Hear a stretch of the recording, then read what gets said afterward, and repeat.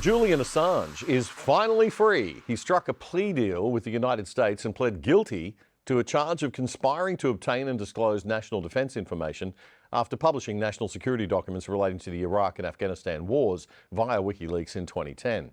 For that, he was sentenced to 5 years in prison and then released immediately because of time already served in the UK. Now, many see Assange as a hero of journalism and the free press. We've probably all seen the shocking video leaked to Wikileaks by Bradley Manning, who now likes to be called Chelsea Manning. It was horrific stuff, showing the battlefield killing of civilians by US forces from an Apache helicopter. 2 journalists employed by the global news agency Reuters were killed. The US military apparently mistaking their camera equipment for weapons. I'm going to show you that video now. A warning, you will see dead bodies, but the point of actual killing we've edited out of this version. Yeah. Hotel 26, Crazy Horse 18. We'll call free change by Charlie Mike Bravo. They're 1 o'clock. Haven't seen anything since then. Just like your element, you got about 4 Humvees out along this. You're clear. All right, firing. When the space line Let me know when you have it. We'll shoot. Light them all up. 202 traffic, 260. Come on, fire. All I gotta do is pick up a weapon. This is Bushmaster 7, go ahead. Roger, we have a black SUV or bongo truck. Bushmaster 7, Roger. This is Bushmaster 7, Roger, engage. 1-8, gauge. Clear. Come on. 311. 20. Magnet radio aggressive 3-4 is off zone 208 for zone 1. Call for change. Aggressive 4-3, zone. Correction, aggressive 3-4. Back at the 2 civilian kids to Rusty, they're going to have the IPs link up with us over here, break. Radio aggressive 3-4. IPs will take them up to a local hospital, over. Oh, it's their fault for bringing their kids to a battle. That's right. The brutal reality of war. But does the leak of that video and the leak of other documents proving the US government was lying about civilian casualty numbers in the wars, leaks that are up there with the Vietnam War Pentagon Papers in terms of necessary exposure of government wrongdoing, does that positive action by Julian Assange and Wikileaks justify the many other leaks that Assange oversaw that were just irresponsible document dumps? The publishing of troves of sensitive intel documents that put people's lives at risk and compromised our soldiers and local intel sources in these wars. People vehemently disagree on whether he's a hero or a villain for those reasons. And the best debate of the week on this point, I think, was on the Piers Morgan Uncensored show. Well, the two sides couldn't be clearer. There's an obvious tension between the journalistic duty to publish all truths and the responsibility of the people charged with keeping us safe, including the men and women who fight to do so. But saying the words national security doesn't give anybody, however powerful, the right to behave with impunity. And there's a long tradition of holding those powerful people to account. The Pentagon Papers in the 70s exposed crimes in the Vietnam War and were feted for their impact and bravery. The sorry saga of Julian Assange may already be enough of a deterrent to prevent anyone doing it again. But is that a good thing? Indeed, it is not. But neither is putting people's lives at risk by not doing proper journalism and checking what you're publishing before you publish it. Michael Schellenberger is an independent journalist best known for his work in exposing the Twitter files. He put the hero side of the argument. Unfortunately, it's not a huge victory for the First Amendment. As you mentioned, in 1971, the U.S. Supreme Court made very clear that the publisher of leaked documents are protected in our First Amendment rights to publish those documents. The person that leaks them is not. Obviously, they're constrained by U.S. laws, and understandably, the person that leaked the documents to Julian Assange was prosecuted and served a sentence. But I think this is a very chilling case on the rights of journalists, and we've seen that Pentagon Papers principle be challenged, be under attack in recent years, including around the election of Joe Biden in 2020. So my concern is that this still sends a potentially chilling effect, given how severe the punishment was of Julian Assange, but obviously a really wonderful day for him and his family. Michael Schellenberger speaking to Piers Morgan Uncensored there. Ben Ferguson is a talk show host and a podcaster with a very big following in the US. He put the villain side of the argument. And there's a difference between the Pentagon Papers and what Assange has done. And I'll give you a perfect example of that. He knew that he was putting lives at risk when he decided to release the Afghan diary, which was those, including some even in the Taliban, that were working with the UK and the United States of America. And he knew when he put those names out there that they were going to be hunted down by the Taliban and they were going to be brutally murdered. And many of them were. Many of their families were tortured. Many of their children were tortured. Many of them were beheaded. So when you try to convince me that he is a journalist, no, he's not. He didn't act responsibly. Could you make the argument that there were some things within what he put out there on the internet that maybe could have been in the category of the Pentagon Papers? Absolutely. But when you start going out there and publishing the names of individuals and sources that are giving information about a terrorist organization to the U.S. and other countries, you cross a line there that has nothing to do with journalism. And those people, many of them were viciously murdered, including children. And so I don't feel sorry for him. I think he should still be in jail. I'm not celebrating this day. It puts national security at risk all over the world, because now the question you have to ask is, if you are an informant, if you're trying to help stop World War III, if you're no information within Al-Qaeda or ISIS-K, and you work with people around the world, are you going to be outed? And if you're outed, are they going to hunt you down, your children down, and murder them in front of you? That is what he was a part of, and you can't rewrite that aspect of history.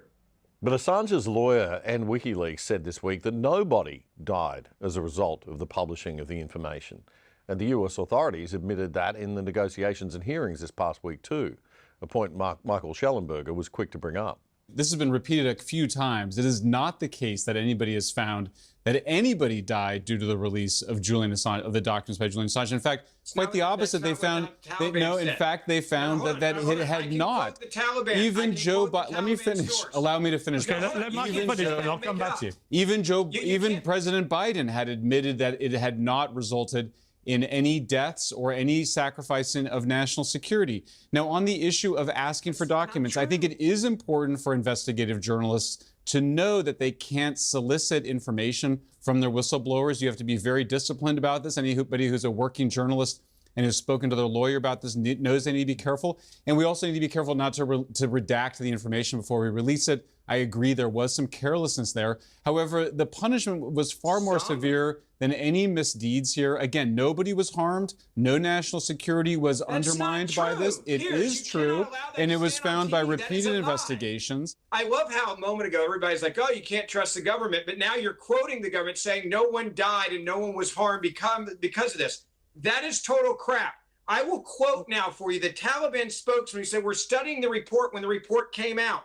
He then said, after the files were released to the public in the summer of 2010, quote, we knew about the spies and we are working to find them. We will be investigating through our own secret service whether the people mentioned are spies or working with the U.S. and if they are U.S. spies, quote, then we know how to punish them. Fast forward. They then put executions online and then said that they had actually killed people on their websites, on Twitter back then before it was X, saying that they had hunted down the people working with the spies. You're repeating Taliban propaganda. You're literally repeating Taliban propaganda at this moment. You're spreading Taliban disinformation. Let me ask you this seriously, because I'm not dumb enough to buy what you're saying right now. Do you actually believe the Taliban wouldn't go out and kill people that were working with the United States of America? Are you that dumb as a journalist to believe the Taliban doesn't kill and behead people that betray them? Like, give me a break. Why are you spreading Taliban misinformation? You're participating in the Taliban's propaganda information.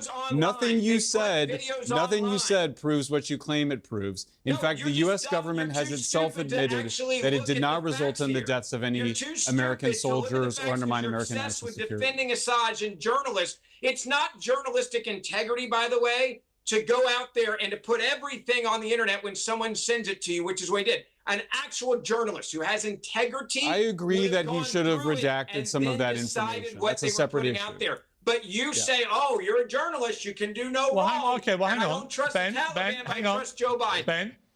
Okay, so some serious disagreement there over whether people actually did get killed by what Assange did. My position is this. Does it matter if they did or didn't? Isn't the real issue that they could have been?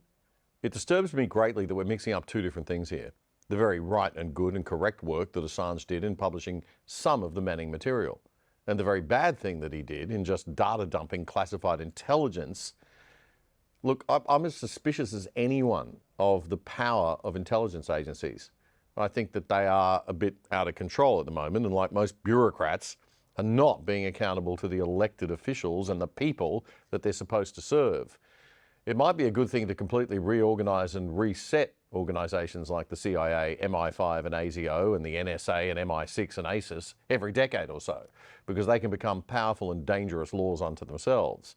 But it's also true that we need intelligence organisations as part of our defence against foreign hostile actors. So while what Assange did in releasing the Manning material related to where the government had overstepped the mark and committed war crimes and underrepresented civilian casualties in a war is good, it's bad to just dump documents out there without checking them first. That's not journalism, and it doesn't deserve the protection of the US First Amendment. In fact, it puts the First Amendment at risk from those who would attack it by giving them some ammunition to do so. By the way, Australia desperately needs a similar protection of free speech in its constitution, although it should just be a given natural right, of course. It does seem that we need to be enshrining it in law to prevent people like our E-Safety Commission acting like political censors. But anyway, back to Julian Assange and the mega data dump. That is not journalism. That is the action of a child activist that would make Extinction Rebellion and the clowns at Just Stop Oil proud.